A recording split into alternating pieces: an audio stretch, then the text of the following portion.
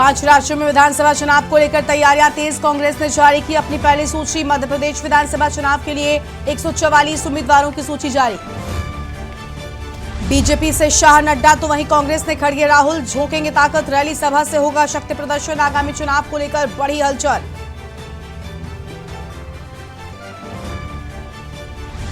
पंजाब में निगम चुनाव नवंबर के पहले हफ्ते में संभव। 5 नियमों में पेंडिंग है इलेक्शन। दीपावली से पहले वोटिंग कराने की कोशिश में सरकार। दीपावली से पहले राज्य कर्मचारियों को बड़ा तोहफा देगी नीतीश सरकार। प्रमोशन के लिए बनाई गई स्क्रीनिंग कमेटी।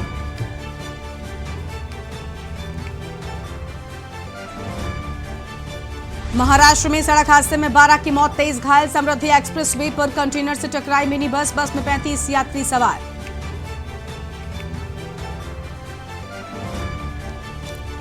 भारत की जीत के बाद मुजफ्फरनगर में मचा बवाल। पटाखे फोड़ने को लेकर दो पक्ष भिड़े, तनाव के बीच फोर्स तैनात। आप देख रहे हैं के न्यूज, खबरों का सारथी।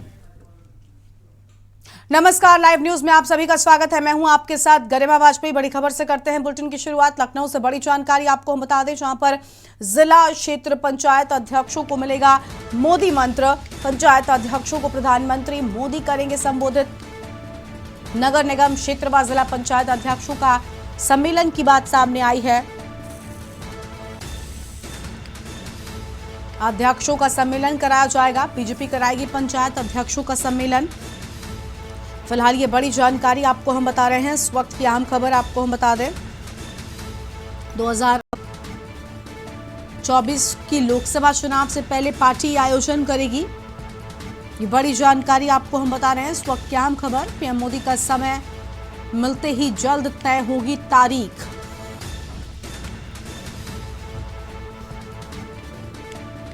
तो प्रधानमंत्री मोदी इन सभी को संबोधित करेंगे। लखनऊ से खबर, जहां पर जिला क्षेत्र पंचायत अध्यक्षों से जुड़ी है बड़ी जानकारी आपको हम बता रहे हैं। पंचायत अध्यक्षों को पीएम मोदी करेंगे संबोधित।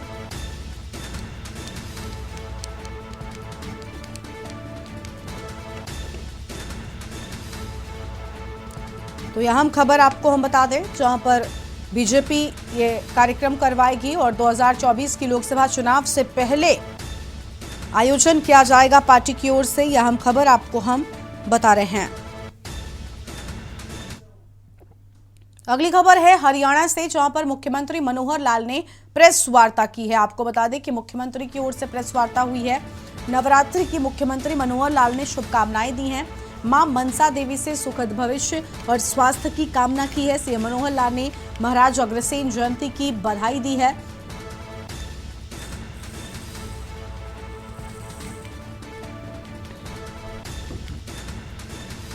और राखी गढ़ी की तर्ज पर विकसित किए जाने की बात कही। अग्रोहा के प्राचीन स्थल को महाराज अग्रसेन की राजधानी। अगोहा को न सिर्फ आस्था बल्कि पर्यटन की दृष्टि से करेंगे विकसित। फिलहाल ये बड़ी जानकारी आपको बता रहे हैं। हिसार के एयरपोर्ट का नाम महाराजा अग्रसेन के नाम पर। पूरे हरियाणा में 100 से अधिक पुरातात्विक साइट। पूरे विश्व के अग्र समाज को लेकर यह अहम बातें। और जीपीआर सर्वे हरियाणा सरकार द्वारा किया जाएगा। सीएम की ओर से यह अहम बातें कही गई हैं। और पूरे विश्व के अग्र समाज की आस्था का केंद्र होगा अग्रोहा। महाराजा अग्रसेन के इतिहास को पढ़ सकेगी। महाराजा अग्रसेन की जीवनी को स्कूल पाठ्यक्रम में भी शामिल किए जाने को लेकर ये बड़ी बातें सामने आई हैं। और फिलहाल ये अहम खबर आपको हम बता दें,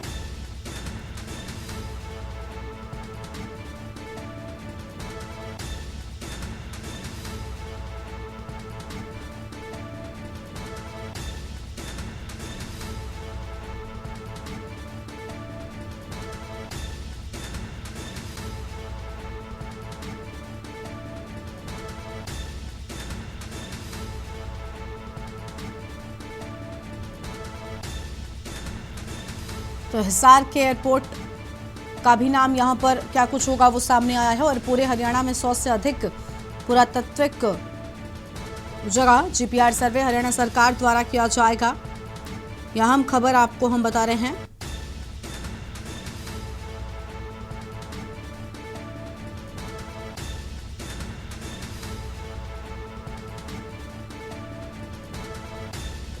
और पूरे विश्व के अग्र समाज की आस्था का केंद्र होगा अग्रोहा। तो यह अहम जानकारी आपको हम बता दें, आने वाली पीढ़ी महाराजा अग्रसेन के इतिहास को पढ़ सकेगी।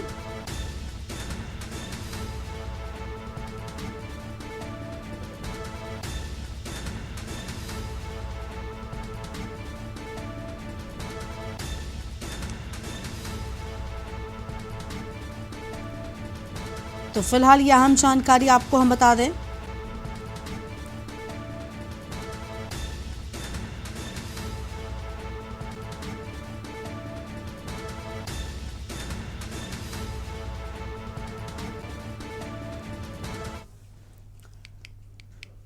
और आगे बढ़ेंगे खबरों की ओर। अगली खबर का रुख कर लेते हैं। अगली खबर सामने आई है जहां पर कांग्रेस की लिस्ट जारी की गई है।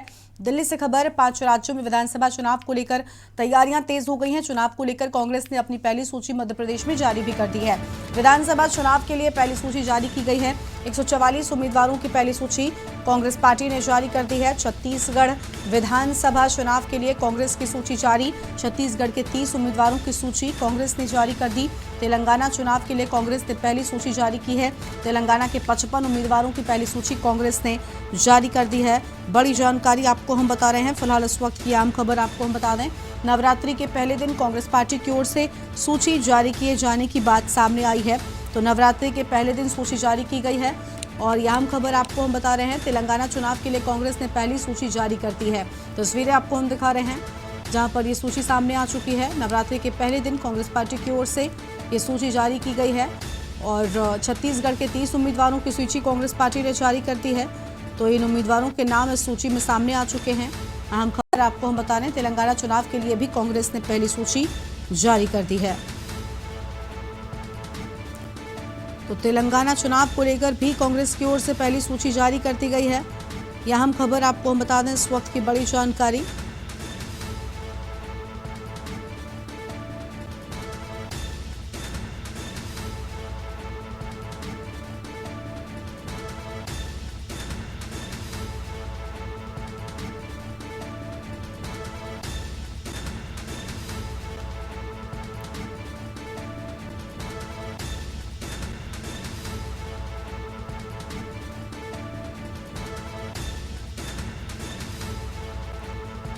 और छत्तीसगढ़ के विधानसभा चुनाव के लिए भी पहली सूची जारी कर दी गई है। यह अहम जानकारी आपको हम बता रहे हैं। फिलहाल इस वक्त की बड़ी खबर आपको हम बता दें,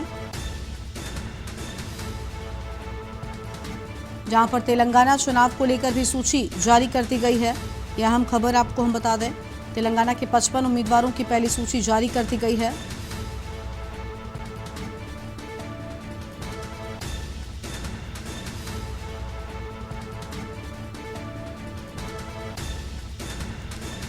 और यह अहम खबर, तेलंगाना के 55 उम्मीदवारों की पहली सूची जारी हुई। ये बड़ी खबर आपको हम बता रहे हैं।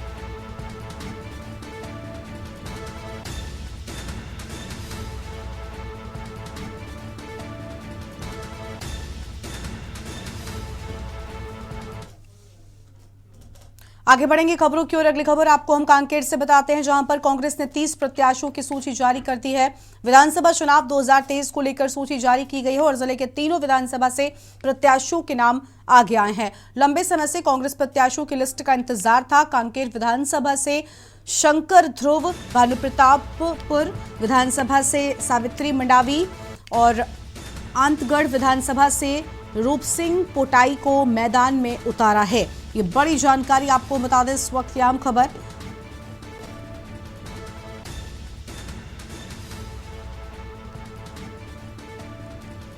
तो यह अहम खबर आपको हम बता रहे हैं, जहां पर जिले के तीनों विधानसभा से प्रत्याशियों के नाम सामने आने की बात सामने आई है।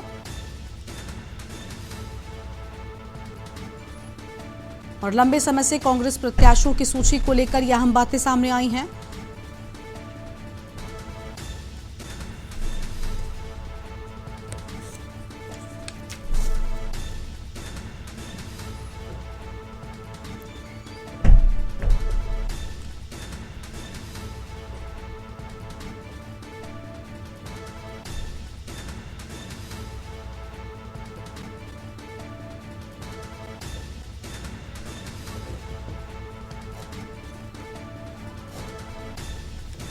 तो कांग्रेस की पहली सूची जारी कर दी गई है छत्तीसगढ़ से। इसी खबर पर हमारे साथ में चंद्र कुमार श्रीवास संवाददाता जुड़ चुके हैं और सुनील मालविया हमारे साथ हमारे संवाददाता हैं मध्य प्रदेश से जुड़ चुके हैं और मोहम्मद जावेद हमारे संवाददाता हैं राजस्थान से जुड़ चुके हैं। प्रवेश शर्मा हैं दिल्ली से जुड़ चुके हैं हमारे साथ में। सबसे पहले प्रवेश का रुख कर लेते हैं। प्रवेश, कांग्रेस पार्टी ने एक शुभ दिन का इंतजार किया, नवरात्रि के पहले दिन बताया जा रहा है सूची सामने आई है और छत्तीसगढ़, मध्य प्रदेश, राजस्थान सभी जगहों पर समीकरणों को साधते हुए कांग्रेस पार्टी की ओर से पहली सूची में कई उम्मीदवारों के नाम पर फाइनल मोहर लग चुकी है। प्रवेश जी बिल्कुल, देखिए मैं आपको बता दूं कि चुनावी मौसम है और सभी 5 राज्यों में चुनावों की तारीखें भी ऐलान हो चुकी है और उसके बाद आज का दिन का इंतजार कांग्रेस ने किया और कांग्रेस ने नवरात्रि के पहले दिन और सुबह जल्दी ही प्रवेश, आपकी आवाज ठीक से नहीं आ रही हम तक।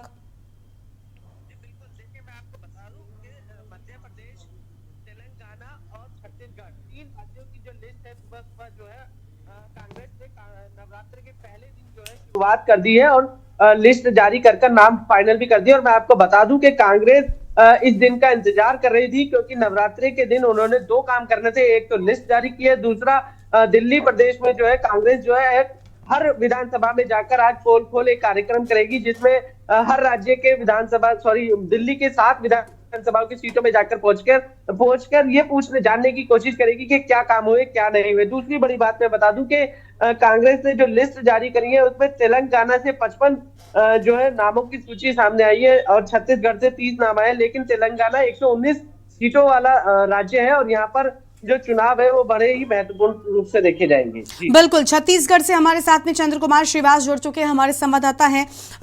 चंद्र कुमार, छत्तीसगढ़ में भी कांग्रेस पार्टी ने अपने उम्मीदवारों की सूची पर फाइनल मोहर लगा दी है, नाम सामने आ चुके हैं। किन समीकरणों को साधने की कोशिश हुई है और इस सूची से क्या कुछ नजर आ रहा है? चंद्र कुमार जी, मैं बताना चाहूंगा कि नवरात्रि के पहले दिन लोकसभा की जो थी कांग्रेस के जो जितने भी प्रत्याशी हैं उनके लिए काफी अहम रहा और इसी कड़ी में देखा जाए तो बस्तर संभाग के जो है लगभग 20 सीटें जो है लगभग 20 विधानसभा जो चुनाव होना है 7 नवंबर को, उन्हीं को मद्देनजर रखते हुए जो है उसी तरफ के जो प्रत्याशी हैं उन्हीं का ही नाम इसमें ज्यादा है।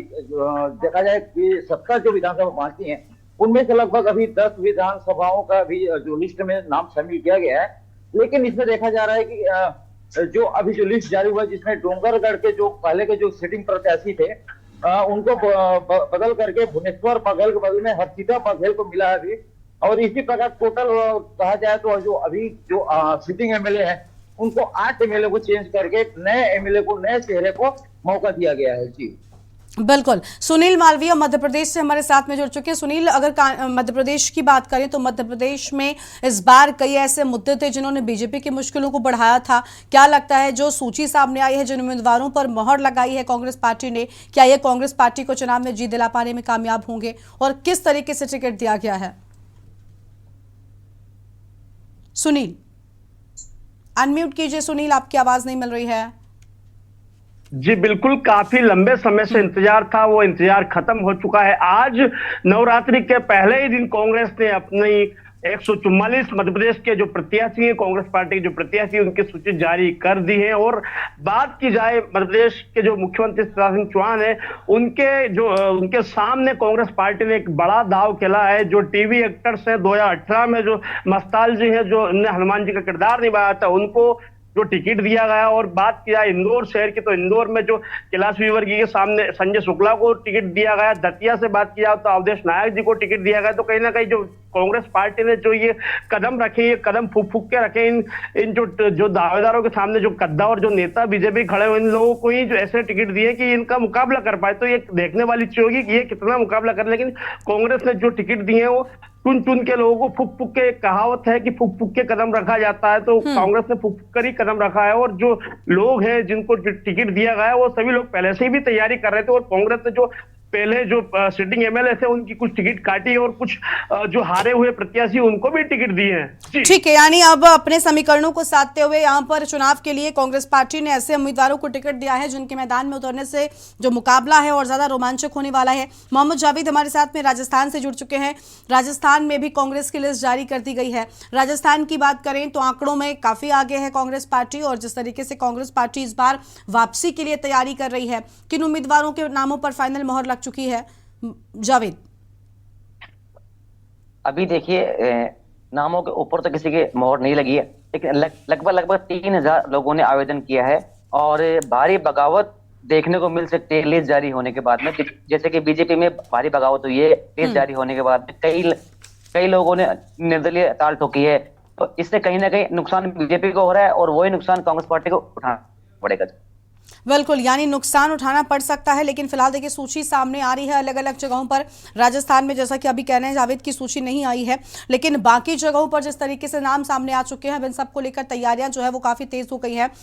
एक बार फिर से प्रवेश का रुख करेंगे। प्रवेश, देखिए अलग अलग राज्यों में कांग्रेस पार्टी ने काफी एक लंबा मंथन किया, लगातार बैठकों का सिलसिला रहा, इसके बाद कहीं जाकर यहाँ पर जो लिस्ट है वो सामने आ सकी है। देखिए इस बार मुकाबला बेहद ज्यादा कठिन होने वाला है, रोमांचक होने वाला है। 5 राज्यों की बात करें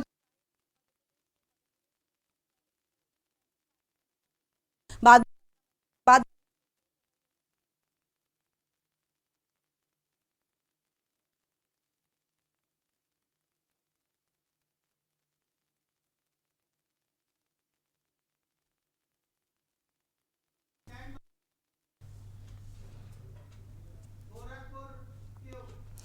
तो इस पर बात करेंगे, लेकिन उससे पहले गोरखपुर लेकर चलते हैं, जहां पर मुख्यमंत्री योगी आदित्यनाथ यहां पर परियोजनाओं का लोकार्पण कर रहे हैं। दिखा दें तस्वीरें।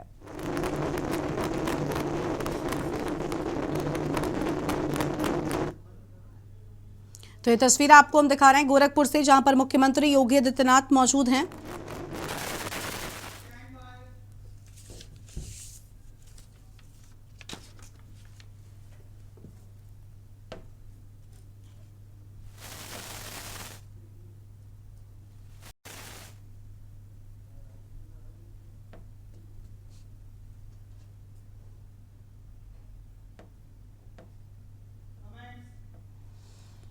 तो ये तस्वीर आपको हम दिखा रहे हैं जहां पर मुख्यमंत्री योगी आदित्यनाथ पहुंच चुके हैं, साथ में गोरखपुर के सांसद रवि किशन भी मौजूद हैं। तस्वीर आपको हम दिखा रहे हैं।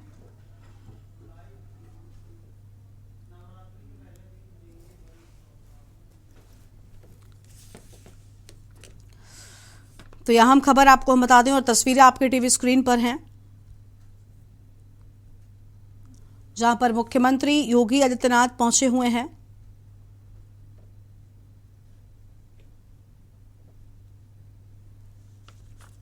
और यहां पर आज बड़ी सौगातें मुख्यमंत्री की ओर से दी जाएंगी।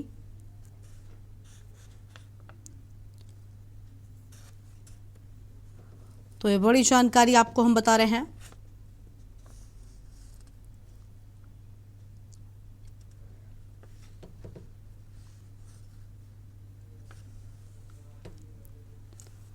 और गोरखपुर से ये तस्वीरें हैं जहां मुख्यमंत्री योगी आज बड़ी सौगातें आम जनता को सौंपेंगे। इसके साथ ही आपको बता दें कि उनके साथ में मौजूद हैं गोरखपुर से सांसद रवि किशन।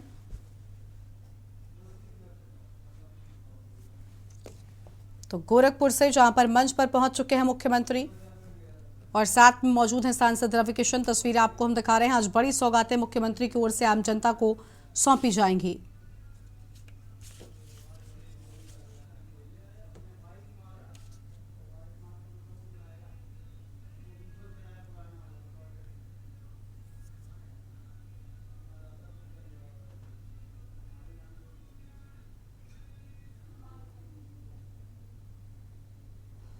तो ये तस्वीरें आपके टीवी स्क्रीन पर हैं गोरखपुर से, जहां पर मंच पर पहुंच चुके हैं मुख्यमंत्री और आज इसी मंच से बड़ी सौगातें आम जनता को सौंपेंगे मुख्यमंत्री योगी आदित्यनाथ। गोरखपुर का दौरा है मुख्यमंत्री का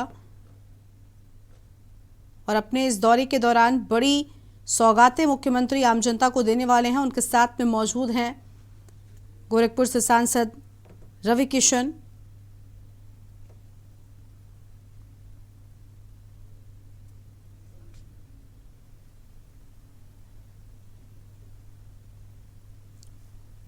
गोरखपुर को देंगे आज 234 करोड़ की सौगात। मुख्यमंत्री योगी आदित्यनाथ प्रदेशवासियों को भी करोड़ों की सौगात देने वाले हैं।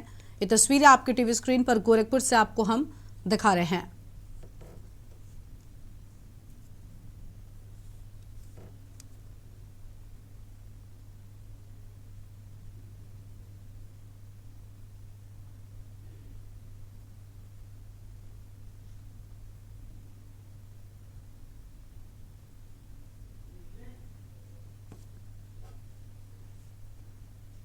योगी आदित्यनाथ जी जो हम सब के मुखिया हैं और इनका स्नेह हम सबको बहुत सदैव प्राप्त होता रहता है। हम सभी इस मामले में अपने आप को बहुत सौभाग्यशाली समझते हैं। आपके चरणों में मेरा वंदन, अभिनंदन, कोटि कोटि प्रणाम है।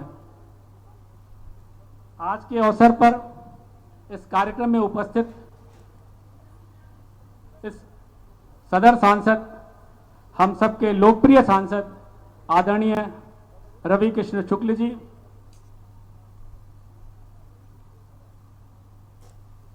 सहजनवा के माननीय विधायक आदरणीय प्रदीप शुक्ल जी, गोरखपुर ग्रामीण के विधायक, अत्यंत लोकप्रिय विधायक, कहूं तो कोई अतिशयोक्ति नहीं होगी, आदरणीय विपिन सिंह जी,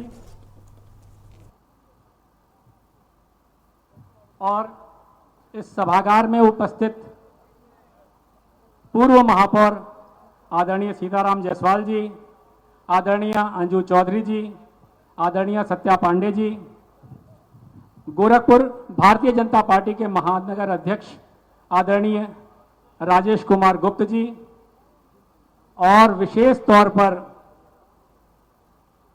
एनटीपीसी की सीईओ जो आज इस कार्यक्रम के लिए नोएडा से चलकर आई हैं, मैं उनका भी बहुत स्वागत करता हूं, आदरणीय रेणु नारंग जी एवं उनके साथ संजय बोध जी। मैं समझता हूं कि गोरखपुर के नगरवासियों की दशा वो होती है कि जिसका अभिभावक बाहर काम करता हो और लौट के आता है तो हम उससे अपेक्षा रखते हैं कि कुछ न कुछ हम लोगों को खिलौने मिलेंगे, मिठाइयाँ मिलेंगी। इस तरह हम लोगों को जिस तरह से गोरखपुर को विकास की मिठाई मिलती है, विकास के खिलौने मिलते हैं, अपना गोरखपुर एक अलग राह पर चल पड़ता है।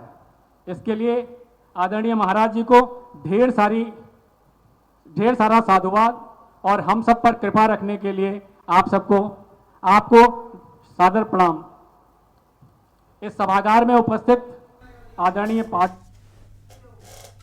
तो देखिए, गोरखपुर से तस्वीर आपको हम दिखा रहे थे जहां पर गोरखपुर पहुंचे हैं मुख्यमंत्री योगी आदित्यनाथ। आज गोरखपुर का दौरा है और इस दौरान वो बड़ी सौगातें आम जनता को और प्रदेशवासियों को सौंपने वाले हैं। वापस से अपनी खबर का रुख कर लेते हैं। हमारे साथ में खास मेहमानों का पैनल लगातार बना हुआ है, अलग अलग जगहों से हमारे संवाददाता जुड़े हुए हैं। प्रवेश के पास हम प्रवेश, देखिए जैसे जैसे 5 राज्यों के चुनाव की नजदीक आ रहे हैं, तारीखें अब ऐलान हो चुका है। अब पार्टियों ने भी काफी बैठकों का सिलसिला तो शुरू ही किया था, उम्मीदवारों के नाम भी लगभग सामने आ रहे हैं। ऐसे में मुकाबला अगर सीधे तौर पर कहें तो काफी तेज होता जा रहा है। बीजेपी और कांग्रेस पार्टी दोनों ही लगभग आमने सामने नजर आ रहे हैं और 5 राज्यों में इस बार समीकरण कुछ अलग हैं, क्योंकि कांग्रेस पार्टी इन 5 राज्यों में बड़ी मजबूत नजर आई है। बिल्कुल, देखिए मैं आपको बता दूं कि जिस तरीके से आज के दिन जो है कांग्रेस ने लिस्ट जारी करी है, तो कहीं ना कहीं एक बात तो स्पष्ट हो जाती है कि कांग्रेस ने काफी मंथन किया। और सबसे बड़ी बात मैं आपको बता दूं कि मध्य प्रदेश एक ऐसा गढ़ है जो बीजेपी का गढ़ माना जाता है, लेकिन कांग्रेस इस बार उसमें सेंध लगाना चाहती है। 230 सीटें हैं वहां पर, उसको लेकर लगातार कांग्रेस ने मंथन किया। और वहां के जो नाम के चयनित की बात करें, जो चुनाव कांग्रेस ने किया है, बड़ा ही मंथन करने के बाद किया है। कहा जाता है कि दूध का जला छाछ भी फूंक मारकर पीता है, वो उसी तरीके से कांग्रेस ने पूरा मंथन किया है। उसके बाद बात करें छत्तीसगढ़ की या बात करें तेलंगाना की, तो दोनों जो राज्य हैं ये भी छत्तीसगढ़ में कांग्रेस पहले से है, अपनी उपस्थिति को बरकरार रखना चाहती है और इसी वजह से ये मंथन किया था। और लगातार बैठकों का दौर की बात करें तो वो चाहे कांग्रेस हो, चाहे बीजेपी हो या अन्य कोई भी दल हो, वो अपने हिसाब से लगातार लगे हुए। लेकिन जब से इंडिया गठबंधन बना है, तब से जो है ये कहना कुछ गलत नहीं होगा कि कांग्रेस को काफी राहत मिली है, क्योंकि कांग्रेस को जो मदद मिली है लोगों को चयनित करने में, या बात करें जिस तरीके से उन्होंने जो इस बार नाम फाइनल किया बताया जा रहा है, इसमें सबकी राय और सबका समीकरण लेकर किया गया है। और ये कहीं ना कहीं कांग्रेस के लिए एक अच्छा समीकरण भी माना जा सकता है। जी बिल्कुल बिल्कुल। तो देखिए साफ तौर पर ये कहीं ना कहीं एक अच्छा समीकरण माना जा सकता है और हमारे साथ में और भी लोग जुड़े हुए हैं।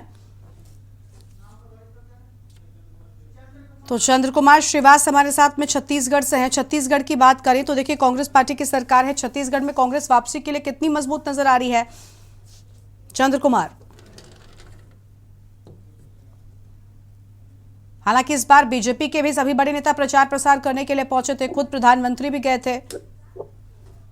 तो मैं बताना चाहूंगा कि जिस प्रकार से छत्तीसगढ़ में कांग्रेस की जो सरकार बनी हुई है, पिछले पंचवर्षीय की बात करें तो जिसमें बीजेपी जो लगातार 15 सालों से यहाँ छत्तीसगढ़ में जो काबिज थे, जिसको उखाड़ फेंकी, जिसमें जनता ने पूर्ण कहूंगा कि कांग्रेस की सरकार जो बनाई यहाँ पे छत्तीसगढ़ में, उसी वही विश्वास अभी भी कांग्रेस जो है लेके चल रही है। इसीलिए क्या है, जितने भी सोच विचार करके गहन परीक्षण करने के उपरांत जो है कि कांग्रेस ने अपना जो है अभी 30 प्रत्याशियों के नाम जारी किए हैं और आने वाले समय में 70 जो 60 प्रत्याशी हैं उनका भी नाम बहुत ही विचार विमर्श करके अच्छे प्रत्याशी को ही देने के लिए।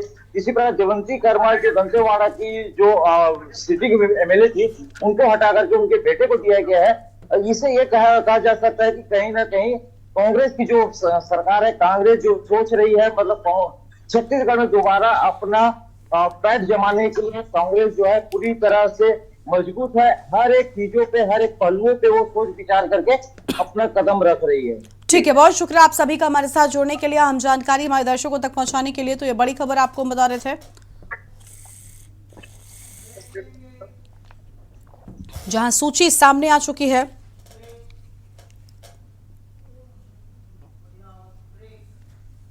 और यहां पर रुकते हैं ब्रेक के लिए, जो लौटेंगे। आप देख रहे हैं के न्यूज, खबरों का सारथी। ब्रेक के बाद आप सभी का स्वागत है। आगे बढ़ेंगे खबरों की ओर। खबर आपको हम बलौदा बाजार से बताते हैं, जहां पर जिले के समगा नगर में बड़े रूप में जुआ खिलाने की सूचना पर समगा नगर के ब्राह्मण पारा स्थित मकान में जुए का फर्श सजता था और जिसमें समगा नगर तथा आसपास के कई गांवों से काफी संख्या में लोग जुआ खेलने आते थे। यहां पर जुआ सामान्य नहीं बल्कि बड़े रूप में खिलाता था, जिसमें लाखों रुपए की हार जीत की बोली लगती थी। और इस संबंध में जिला बलौदा बाजार भाटापारा पुलिस टीम द्वारा लगातार सूचनाएं एकत्रित कर जुए का भंडाफोड़ करते हुए आरोपियों को पकड़ा गया है, जिससे लगभग 11 लाख रुपए नकदी बरामद हुई है। जुए एक्ट के तहत कार्रवाई कर माननीय न्यायालय को पेश किया गया है।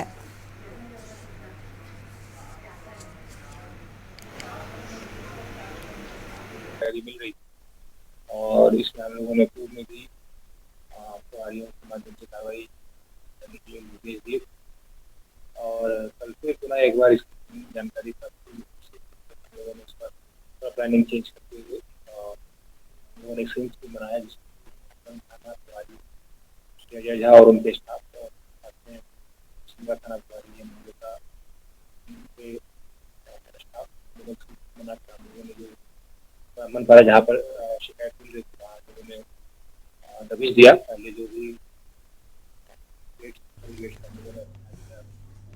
खबर है कवर्धा से, जहां पर ग्राम मोहगांव के 3 शिव मंदिरों में तोड़फोड़ कर शिवलिंग को खंडित करने का मामला सामने आया है। तो वहीं आपको बता दें कि एक मंदिर से शिवलिंग चोरी कर लिया गया। चोरी की घटना तत्काल ही ग्रामीणों के द्वारा स्थानीय पुलिस को दी गई, जहां पुलिस ढूंढने में लगी हुई है।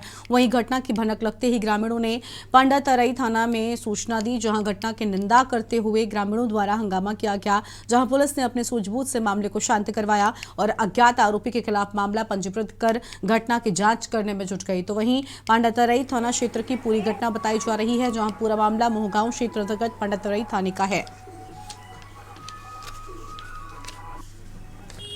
13-14 अक्टूबर की दरमियानी रात ग्राम मोहगांव के जो 3 शिव मंदिर है वहाँ पे अज्ञात व्यक्तियों लोग के द्वारा कुछ तोड़फोड़ की गई है और एक जगह के शिवलिंग को लेकर चला गया है, जिस पर रिपोर्ट कायम किया गया है थाना पांडातराई में 295 आईपीसी का। अच्छा, अभी तक के जो आरोपी हैं उनका कुछ पता चल पाया कि नहीं? लगातार हमारे द्वारा पतासाजी की जा रही है, अभी तक नहीं पता किया गया है, जल्दी पता चल जाएगा। पर है महासमुंद से, जहां पर आगामी विधानसभा चुनाव के मद्देनजर विभिन्न राजनीतिक दलों के प्रत्याशियों के द्वारा जनसंपर्क अभियान तेज कर दिया गया। प्रत्याशी अपने समर्थकों के साथ विधानसभा क्षेत्र के विभिन्न इलाकों का सघन दौरा कर रहे हैं, मतदाताओं से मिल रहे हैं, उनकी समस्या और गांव टोला समाज की समस्याओं से रूबरू हो रहे हैं और समस्याओं को दूर करने के लिए मौका मांग रहे हैं। इसी क्रम में महासमुंद विधानसभा से भाजपा प्रत्याशी योगेश्वर राजू सिन्हा ने अपने विधानसभा सिरपुर क्षेत्र गांव का दौरा कर पक्ष में मतदान करने का आग्रह किया है और इस दौरान आपको बता दें कि जगह जगह पर ग्रामीणों के द्वारा उनका स्वागत किया गया। उन्होंने महासमुंद से प्रत्याशी घोषित किए जाने के लिए सभी का आभार माना और कहा कि पार्टी ने जो जिम्मेदारी उन्हें सौंपी है उस पर वो अवश्य सफल होंगे।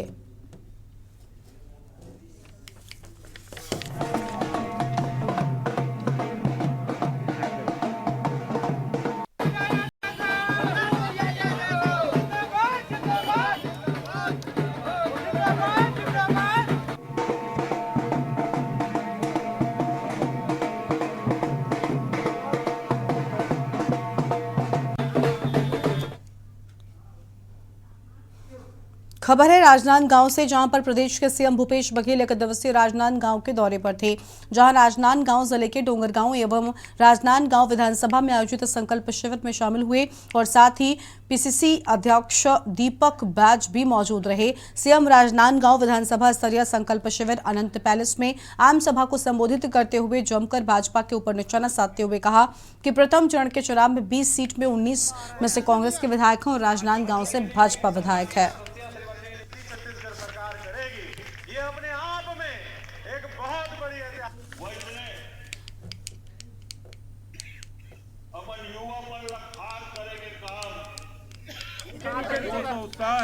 पिछले समय नीचे थोड़ा सा नीचे करो, राजनांदगांव रुक जाओ में एक सीट ये रह गए, भारतीय जनता पार्टी केवल एक सीट नीचे करो भैया सबको। और राजनांदगांव इस समय भी कार्यकर्ता हाँ बिल्कुल तैयारी में, ये सीट भी कांग्रेस की झोली में जाने वाली है। भाजपा चुनाव नहीं लड़ रही है, आपने कहा है। भारतीय जनता पार्टी चुनाव नहीं लड़ रही, रमन सिंह चुनाव लड़ रहे हैं, रमन सिंह नहीं लड़ रहे हैं, अमन सिंह लड़ रहे हैं, अमन सिंह नहीं लड़ रहे हैं, अडानी लड़ रहे हैं, क्योंकि ये इससे सबसे ज्यादा नुकसान इस कार्यकाल में हुआ था अडानी को हुआ है और इसलिए उसकी गिद्ध निगाह छत्तीसगढ़ पर है और इसलिए मैं कहता हूँ भारतीय जनता पार्टी को वोट देना मतलब अडानी को ताकतवर बनाना। राजनांदगांव विधानसभा के प्रत्याशी एवं भाजपा के राष्ट्रीय उपाध्यक्ष डॉक्टर रमन सिंह आज प्रत्याशी घोषित होने के बाद राजनांदगांव पहुंचे, जहां पर भाजपा कार्यकर्ताओं के द्वारा टेडेसरा में बाइक रैली निकालकर भव्य रोड शो किया गया है और जो कि जिला भाजपा पहुंची डॉक्टर, जहां पर रमन सिंह द्वारा पंडित शास्त्री और स्वर्गीय लीलाराम भोजवानी के तैलचित्र पर पुष्पांजलि अर्पित कर रोड शो के लिए रवाना हुए हैं।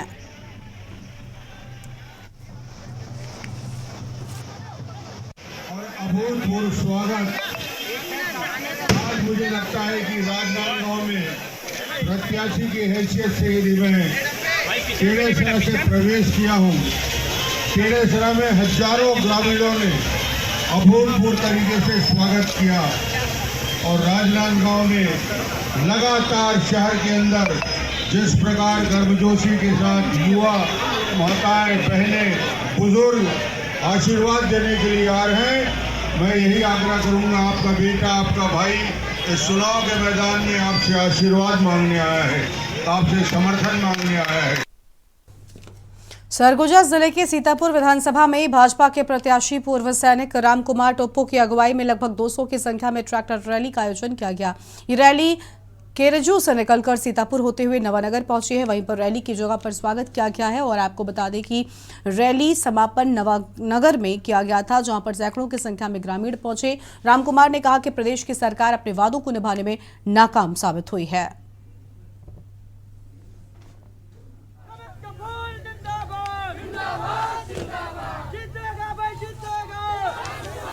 यहाँ का प्रतिक्रिया तो फुल सपोर्ट मिलेगा रामकुमार को, काहे कि लोगों को जानकारी के हिसाब से जैसा लगता है कि हर मोहल्ले में इनका चर्चा है कि रामकुमार टोप्पो अच्छे हैं और ये विकास कर सकते हैं। तो देखिए, रामकुमार टोप्पो पूर्व सैनिक थे और अभी फ़िलहाल देश के सेवा में आए हैं, तो इनको एक बार बदलाव देना चाहिए। विधानसभा सीतापुर के अंतिम छोर जो केरजू जसपुर से लगा हुआ है, वहाँ से हमने ये ट्रैक्टर रैली निकाल कर यहाँ नवानगर में एक किसान सभा किया था। इसमें हमारे जानकारी में 50 गाड़ियों की थी, लेकिन देखा कि जब पता चला कि इस तरीके का रैली जा रहा है तो आज ये समझ लीजिए कि गिनती नहीं है कि कितने ट्रैक्टर आए होंगे। ये समर्थन दिखता है कि आज यहाँ के लोग कितने उत्साहित हैं परिवर्तन के लिए। और इसका उद्देश्य ये रहा कि किसानों के प्रति आज काफ़ी अत्याचार हुए हैं, ठगावा हुआ है, और शायद किसानों के साथ ही नहीं, हमारे विधानसभा क्षेत्र में जवानों का भी अपमान हुआ है। आज मैंने इन दोनों पक्षों में बात की है। कवर्धा में कलेक्टर एवं जिला निर्वाचन अधिकारी जन्मेजय महोबे ने विधानसभा आम निर्वाचन 2023 के लिए स्थानीय जिला कृषि उपज मंडी परिसर में बनाए जा रहे मतदान सामग्री वितरण स्थल, मतदान दल रवानगी स्थल, मतगणना स्थल और स्ट्रांग रूम कक्ष की तैयारियों का जायजा लिया है। जिला निर्वाचन अधिकारी ने सभी आवश्यक तैयारियों को समय सीमा में पूरा करने के निर्देश दिए। कलेक्टर ने भारत निर्वाचन आयोग के दिशा निर्देशों एवं स्वतंत्र, निष्पक्ष, शांतिपूर्ण एवं निर्वाचन कार्यों में पारदर्शिता के लिए मतगणना दिवस के दिन कृषि उपज मंडी परिसर में सीसीटीवी कैमरा, इंटरनेट की कनेक्टिविटी, भारत निर्वाचन आयोग के द्वारा नियुक्त सामान्य ऑब्जर्वर और पुलिस ऑब्जर्वर, जिला निर्वाचन अधिकारी का अलग अलग बैठक व्यवस्था, TV cable, computer, fax, printer सहित अन्य आवश्यक उपकरण की व्यवस्था सुनिश्चित करने के लिए निर्देशित किया है।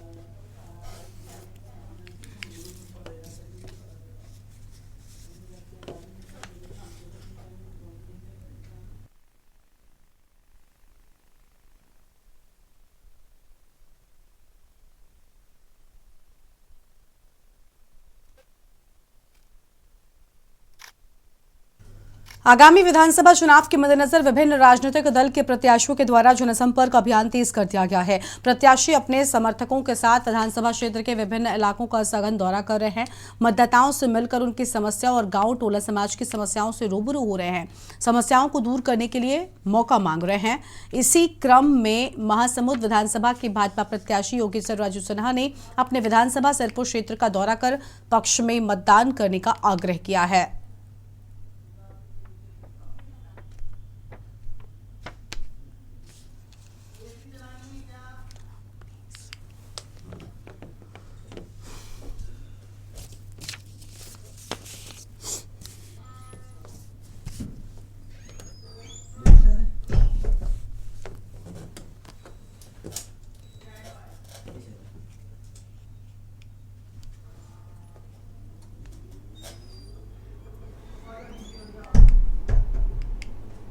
अगली खबर है सिरसा से, जहां पर मेडिकल नशे की रोकथाम को लेकर चलाए गए अभियान के दौरान टीम ने कार्रवाई करते हुए सिरसा शहर के 2 मेडिकल स्टोर को सील कर दिया है। स्वास्थ्य विभाग व पुलिस ने पहली कार्रवाई हिसार रोड स्थित श्री श्याम मेडिकल स्टोर पर, जबकि दूसरी कार्रवाई में बिश्नोई मार्केट स्थित एक अन्य मेडिकल को सील किया।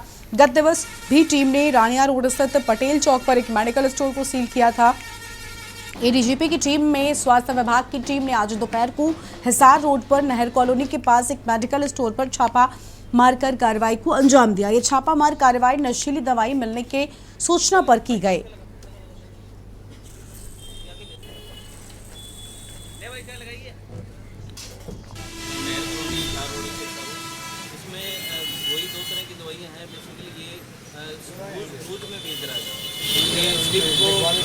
स्लिप से गोलियां निकाल के स्लिप छुपा के रखी हुई है। गोलियां इसने डब्बों में रखी है और किसी के लेबल के, ताकि किसी को पता ना चले। तो ये मुखबरी थी, सीक्रेट इन्फॉर्मेशन, जिनके तहत हमें पता चला कि किसी और के डब्बे में डाल के दवाइयाँ बेच रहा है और लोगों को नशेड़ी बना रहा है। खबर हिसार से है, जहां पर बरवाला में एक घर के अंदर चल रही भ्रूण लिंग जांच का पर्दाफाश हुआ है। हिसार की पीएनडीटी टीम ने एक गर्भवती महिला को नकली ग्राहक बनाकर निर्धारित स्थान पर भेजा और अल्ट्रासाउंड करने के लिए डॉक्टर ने एम्बुलेंस चालक के माध्यम से गर्भवती महिला से 50,000 रुपए लेकर रात को भ्रूण लिंग जांच की। पीएनडीटी टीम, जो कि पूरे कैंप पर निगाह बनाए हुए थी, टीम ने तुरंत ही छापा मारकर घर से एक महिला सहित 2 को रंगे हाथों पकड़ लिया। बताया जा रहा है कि उक्त महिला अपने घर में डॉक्टर को पनाह देकर ये काम करवा रही थी। गौरतलब है कि लिंग जांच करवाने मामले में बरवाला के उक्त डॉक्टर और उनके सहयोगियों का नाम काफी चर्चा में है।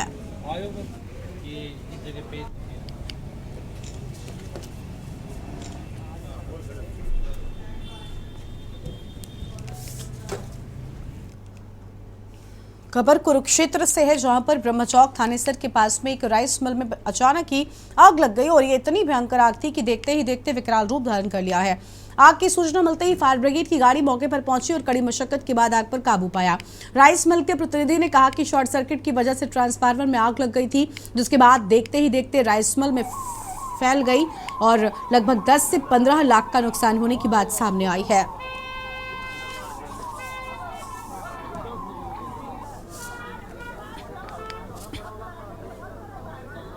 मील में दीपक एग्रो इंडस्ट्री में अमीन रोड में मतलब शॉर्ट सर्किट की वजह से ट्रांसफार्मर में आग लगी थी। कोई जान माल का माल का है जी, जान का तो कोई नुकसान नहीं। माल का कितना नुकसान? माल का तो नुकसान नहीं, समझे 10-15 लाख रुपए का नुकसान है। कहाँ पे? ये ट्रांसफार्मर है, मीटर है, केबल बक्से हैं, सामान काफी था अंदर, उसकी वजह। आपका नाम? हमारे पास 112 से फोन आया, कॉल आई थी। हम तुरंत गाड़ी लेके तुरंत हम मौके पहुंचे। आग पूरी भयंकर लगी हुई थी। जैसे हमने मौके पे से पहुंच के हमने अपने फोम टेंडर में इसमें फोम डाल के इसको आग पे काबू पाया। इसमें बहुत बचत लगी, जैसे जान माल के भी को भी बचाया गया है। सबको लगा भी कारण क्या थे आग लगने के? अभी तो कारण का पता लगेगा, हमारे सीनियर आएंगे वही बता सकते हैं क्या शॉर्ट सर्किट थी, क्या किस वजह से आग लगी है। लखनऊ से अगली खबर है, जहां पर वोटर चेतना अभियान शुरू कर रही है भारतीय जनता पार्टी। सांसद और मंडल पदाधिकारियों तक शक्ति केंद्र की जिम्मेदारी। अभियान सफल बनाने के लिए मैदान में संगठन पदाधिकारी 6 से 7 बूथों को मिलाकर बीजेपी ने बनाया है शक्ति केंद्र। यूपी में आपको बता दें कि 27,634 शक्ति केंद्रों पर बीजेपी का फोकस है। युवाओं को मतदाता सूची में शामिल कराएगी भारतीय जनता पार्टी। जनवरी 2024 तक 18 साल पूरे करने वाले बीजेपी में होंगे शामिल। 29 अक्टूबर को पीएम मोदी के मन की बात सुनेंगे कार्यकर्ता और 1,74,000 बूथों पर मतदाता सूची का सत्यापन कराएगी भारतीय जनता पार्टी। नाम जुड़वाने के लिए 2 चरणों में अभियान चलाएगी बीजेपी। 30 अक्टूबर से 5 नवंबर, 25 नवंबर से 3 दिसंबर तक जनसंपर्क होगा। ये बड़ी जानकारी आपको हम बता दें, 29 अक्टूबर को प्रधानमंत्री मोदी के मन की बात सुनेंगे कार्यकर्ता। और यह अहम खबर, 29 अक्टूबर को पीएम मोदी के मन की बात सुनेंगे कार्यकर्ता। इस वक्त की अहम जानकारी आपको हम बता रहे हैं। तो मन की बात सुनेंगे कार्यकर्ता और नाम जुड़वाने के लिए 2 चरणों में अभियान चलाएगी भारतीय जनता पार्टी। 2 चरणों में अभियान भारतीय जनता पार्टी की ओर से चलाया जाएगा और वोटर चेतना अभियान शुरू कर रही है भारतीय जनता पार्टी। तो भारतीय जनता पार्टी की ओर से वोटर चेतना अभियान शुरू किए जाने की बात सामने आई है।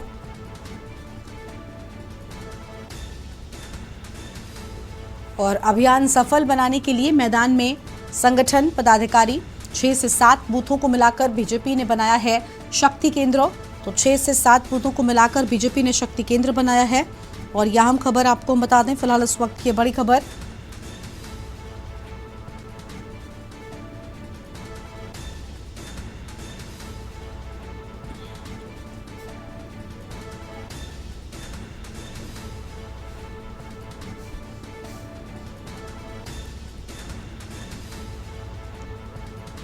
उनतीस अक्टूबर को पीएम मोदी के मन की बात सुनेंगे कार्यकर्ता।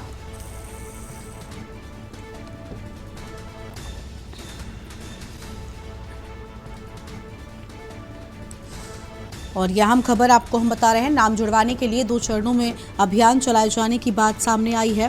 फिलहाल इस वक्त की अहम खबर आपको हम बता रहे हैं।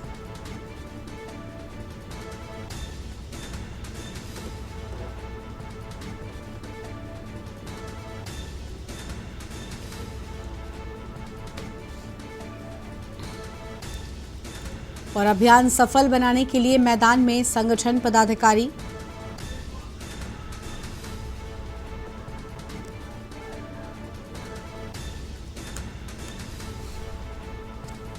यूपी में 27,634 शक्ति केंद्रों पर बीजेपी पहुंचेगी और युवाओं को मतदाता सूची में शामिल कराएगी भारतीय जनता पार्टी। तो युवाओं को मतदाता सूची में भारतीय जनता पार्टी की ओर से शामिल कराए जाने की बात सामने आ रही है। फिलहाल इस वक्त की आम खबर आपको बता दें।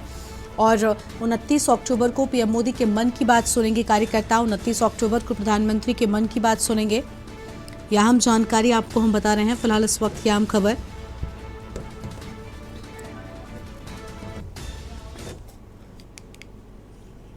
आगे बढ़ेंगे खबरों की ओर। लखनऊ से अगली बड़ी खबर भी आपको बता दें, जहां पर मेरठ में खेल महाकुंभ कराएगा रालोद और लोकसभा चुनाव से पहले खेल महाकुंभ का ऐलान होगा। 5 दिनों तक चलने वाले खेल महाकुंभ का आयोजन, प्रदेश स्तरीय खेलों का होगा आयोजन और आयोजन में 1000 से अधिक खिलाड़ी भाग लेंगे। रालोद की तरफ से किया जाएगा आयोजन, खेल प्रकोष्ठ और संयुक्त खेल मोर्चा की तरफ से आयोजन होगा।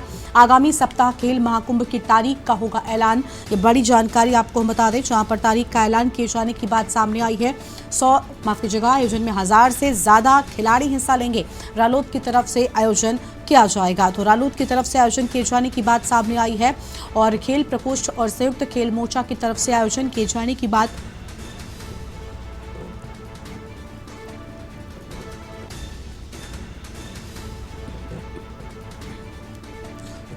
लखनऊ से खबर। मेरठ में खेल महाकुंभ कराएगा रालोद, तो मेरठ में खेल महाकुंभ कराए जाने की बात सामने आई है।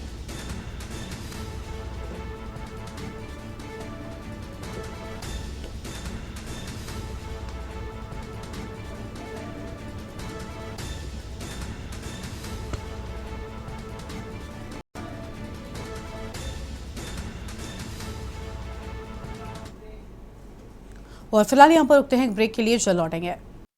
ब्रेक के बाद आप सभी का स्वागत है। इटावा से खबर है, जहां पर अपराधियों के खिलाफ पुलिस का बदस्तूर ऑपरेशन लगातार जारी है। पुलिस का लंगड़ा ऑपरेशन जारी है। ऑपरेशन लंगड़ा के तहत पुलिस की शातिर बदमाशों के साथ मुठभेड़ भी हुई है और बदमाशों को चोरी के साथ बाइकों के साथ ही गिरफ्तार कर लिया गया है। इटावा ग्वालियर बाईपास पर सफारी पार्क के पास मुठभेड़ हुई। पुलिस की गोली लगने से घायल हुआ बदमाश को जिला अस्पताल में भर्ती कराया गया है। बदमाशों से एक तमंचा, 2 खोखा, एक जिंदा कारतूस बरामद हुई है। अहम खबर आपको हम बता दें, एसएसपी के निर्देशन में ऑपरेशन लंगड़ा जारी है और इस ऑपरेशन के तहत लगातार यहां पर आपको बता दें कि पुलिस की शातिर बदमाशों के साथ मुठभेड़ हो रही है। फिलहाल ये बड़ी जानकारी आपको हम बता रहे हैं, इस वक्त की आम जानकारी आपको हम बता दें।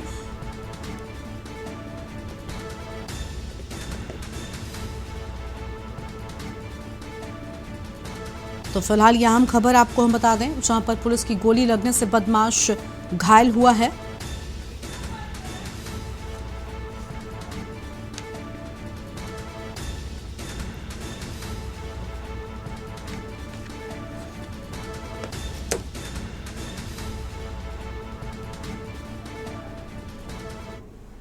द्वारा जिला अस्पताल की इमरजेंसी में एक व्यक्ति सुखबीर, जिसकी उम्र लगभग 30 वर्ष है, इसको घायल अवस्था में लाया गया, जिसका चिकित्सीय परीक्षण किया गया। परीक्षण की रिपोर्ट पुलिस को सुपुर्द की गई। मरीज का उपचार किया गया, मरीज को भर्ती कर लिया गया। अगली खबर लखनऊ से आपको हम बताते हैं, जहां पर राजधानी में एक बार फिर से तेज रफ्तार का कहर देखने को मिला है। पान की दुकान में जा घुसी तेज रफ्तार कार, हादसे में कार सवार 2 लोग गंभीर रूप से घायल हुए हैं। ये बड़ी खबर आपको हम बता रहे हैं, जहां पर 2 लोगों के गंभीर रूप से घायल होने की बात सामने आई है। पान की दुकान में जा घुसी तेज रफ्तार कार, हादसे में कार सवार 2 लोग गंभीर रूप से घायल हो गए। यह अहम खबर आपको हम बता रहे हैं। पान की दुकान में कार जा घुसी है, 2 लोग गंभीर रूप से घायल। पुलिस ने घायलों को अस्पताल में भर्ती करवाया है। कार सवार मिठाई कारीगर की हालत गंभीर बताई जाती है, तो कार सवार मिठाई कारीगर की हालत गंभीर बताई जाती है। यह अहम खबर आपको हम बता रहे हैं। राहगीरों के अनुसार नशे में था कार चालक और पीजीआई थाना क्षेत्र के अंतर्गत कल्ली पश्चिमी में यह हादसा हुआ है। लखनऊ से खबर आपको हम बता रहे हैं, पीजीआई थाना क्षेत्र के अंतर्गत कल्ली पश्चिमी में हुआ हादसा।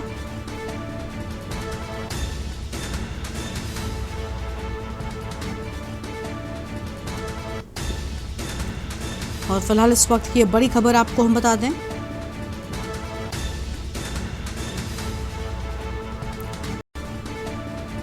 पान की दुकान में एक तेज रफ्तार कार जा घुसी।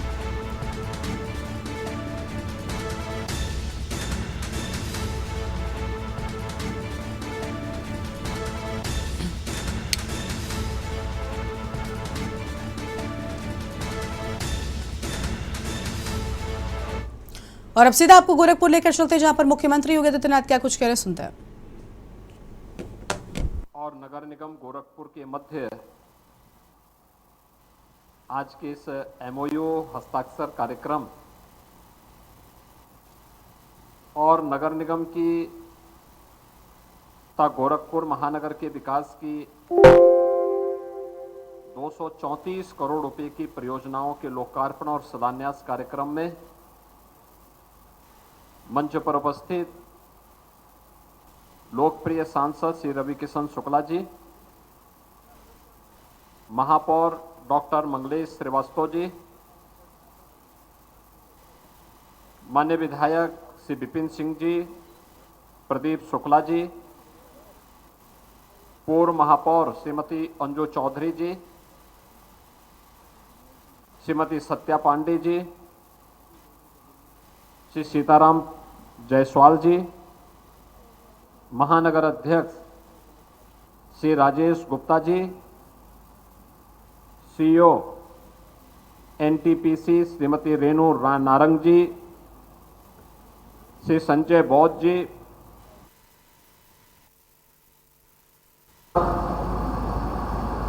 सभी यहाँ पे नगर निगम और प्रशासन से जुड़े हुए अधिकारीगण और उपस्थित भाइयों बहनों,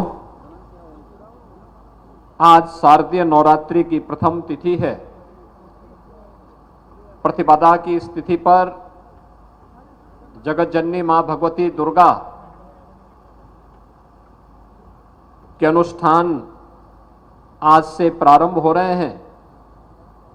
9 दिनों तक भगवती दुर्गा के अलग अलग रूपों की पूजा करने और 10वीं एक विजया की तिथि है, न्याय सत्य और धर्म की विजय की तिथि। शारदीय नवरात्रि के पहले दिन नगर निगम गोरखपुर का एक बहुत बड़ा कार्य जो नगरीय विकास की दृष्टि से अत्यंत मायने रखता है और स्मार्ट सिटी के लिए जिसकी एक महत्वपूर्ण भूमिका होती है, सॉलिड वेस्ट मैनेजमेंट के लिए एनटीपीसी के साथ एमओयू। मैं पूरे गोरखपुर वासियों को शारदीय नवरात्रि की बधाई देता हूं और महानगर वासियों को और सभी नगर निकायों से जुड़े हुए जितने भी हमारे नगर निकाय हैं, वहां का भी सॉलिड वेस्ट यानी जितना भी कूड़ा होगा, इन सभी को एनटीपीसी के द्वारा जो प्लांट लगाया जाएगा उसमें निस्तारित करने और वहां पे चारकोल बनाने, उससे सीएनजी बनाने, उससे बिजली बनाने का कार्य स्वयं इनके द्वारा होगा। इस पूरे कार्यक्रम के लिए मैं नगर निगम गोरखपुर और गोरखपुर के सभी महापौर, पार्षद और महानगर वासियों को, विभिन्न नगर पंचायत के नागरिकों को हृदय से बधाई देता हूं, अपनी शुभकामनाएं देता हूं। भाइयों बहनों, नगरीय विकास ये आज की आवश्यकता है। अगर भारत को दुनिया के अंदर एक इकोनॉमिक पावर बनना है, एक आर्थिक महाशक्ति के रूप में अपने आप को स्थापित करना है, उसमें से नगरीय विकास एक महत्वपूर्ण पक्ष है। रोजगार सृजन की संभावनाएं भी बढ़ती हैं और विकास के माध्यम से प्रत्येक नागरिक तक शासन की योजनाओं का लाभ भी आसानी से पहुंचाया जा सकता है। ये रोजगार और स्वावलंबन के आधार भी बन सकती है। लेकिन नगरीय क्षेत्र में अनियोजित और अवैज्ञानिक विकास की सोच ने वहां पर एक नई समस्या खड़ी कर दी थी। गंदगी के ढेर, आप किसी भी बड़े महानगर में आप चले जाइए, सबसे पहले आपके दर्शन होते थे एक बड़े से ढेर पर, एक बड़ी सी पहाड़ी पर, वो कूड़े का पहाड़ हुआ करता था। लेकिन आज प्रधानमंत्री मोदी जी ने स्वच्छ भारत मिशन के अंतर्गत जिस बड़े अभियान को आगे बढ़ा करके लोगों के जीवन में व्यापक परिवर्तन का उसे माध्यम बनाया, उनमें से नगरीय जीवन को स्वच्छ सुंदर बनाने के साथ साथ आधुनिक तकनीक का उपयोग करते हुए हम सब सॉलिड वेस्ट या किसी भी प्रकार के वेस्ट को वेल्थ में बदलने के लिए कार्य कर सकेंगे। इस दृष्टि से आज नगर निगम की ये पहल अत्यंत सराहनीय है और मुझे विश्वास है कि यह गोरखपुर को वास्तविक रूप से स्मार्ट सिटी के रूप में स्थापित करने में इसकी बड़ी भूमिका होगी। एनटीपीसी को इसके लिए मैं हृदय से धन्यवाद देते हुए इस पूरे कार्यक्रम के प्रति अपनी शुभकामनाएं देता हूं। भाइयों बहनों, हम सब इस बात को जानते हैं कि अब तक कूड़ा कलेक्शन या सॉलिड वेस्ट का उचित प्रबंधन न होने के कारण जितना भी कूड़ा निकलता था, जितना भी सॉलिड वेस्ट निकलता था, यह ऐसे ही कहीं फेंक दिया जाता था। अलग अलग, यानी गोरखपुर महानगर का भी एकला बंधे पर गिरा दिया जाता है, ऐसे ही महेसरा में गिरा दिया जाता है, कोई गुलरिया में गिरा देता है, कोई चोरी चौरा के पास, कोई बढ़लगंज के पास, कोई पिपराइच में, कहीं अलग अलग जगह, और 20 सड़क के किनारे यानी सड़क के एंट्री पॉइंट पर ही लोग गिराते थे। परिणाम क्या होता था? जो कोई भी आता था सबसे